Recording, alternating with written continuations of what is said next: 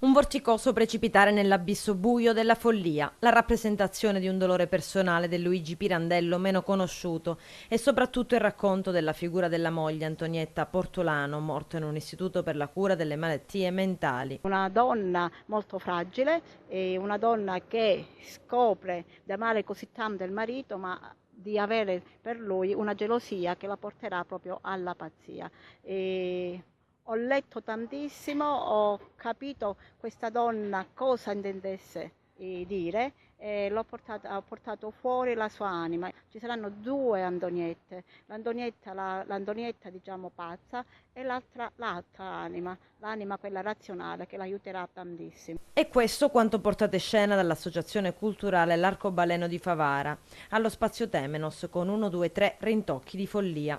Lo spettacolo, realizzato dalla regista Antonella Monreale, è inserito nel Festival della Strada degli Scrittori, pur trattando di un tema estremamente drammatico, ha raccolto i consensi di un numeroso pubblico, con la presenza anche di uno spettatore d'eccezione, il direttore artistico del Teatro Pirandello di Agrigento, Sebastiano Lo Monaco. La pazzia proprio abitava in quella casa, in casa Pirandello.